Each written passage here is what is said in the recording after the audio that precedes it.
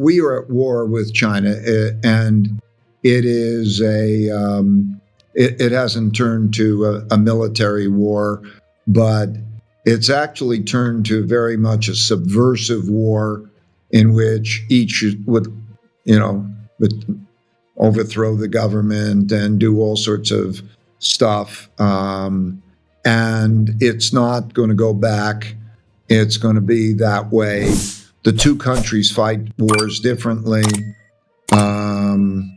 A leader in China, one of the top leaders in China, was describing the Chinese way of fighting war and the Western way, which he calls the Mediterranean way of fighting war.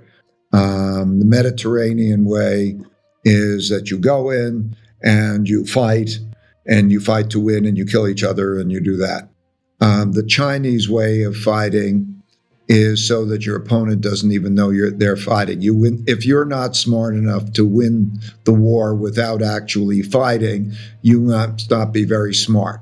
So it's a war of deception. It's a war of anyway. So there are these different wars going on, the different mentalities, and so that's where we are. I think, and then there's this desire to have these separate parallel universes in technology. I don't believe that you're going to be able to maintain control of intellectual property that is something that is publicly used.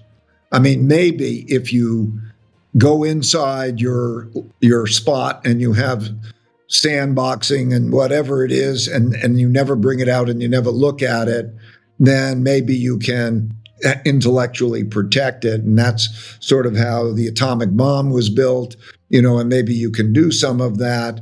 And by the way, both countries are trying to secretively build the weapon that the other one can't fight against, because if they show the way you really win is you build the weapon that the other one can't fight against secretively, you show it to them, they find out that they can't win, and then you win without fighting. That's the best way. And we've changed the world order, and it's been very clear by Donald Trump that we have gone from a multinational, multilateral environment to a unilateral, each country for their own, might is right kind of environment. And so we are in that unilateral might is right. If I can exert pressure on you to get what I want, that's the way it is, which is historically what most of history has been like. And so, and we have actually done that because we've had a few wars. We had the Ukraine-Russia war, which I think will come to some kind of a ceasefire, which will be temporary, probably.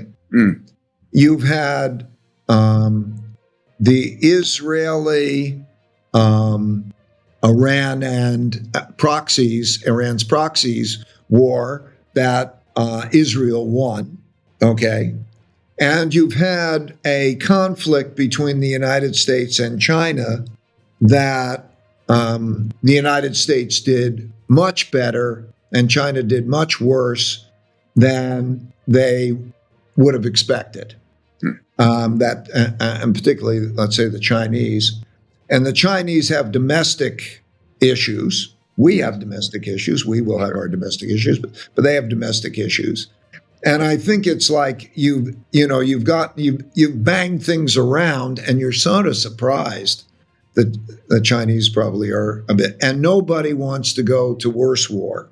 So I think that probably over the near term, you're going to have this behind the scenes subversive kind of war. You're going to, but in terms of economics and technologies, look, the winner of the technology, you cannot lose the war.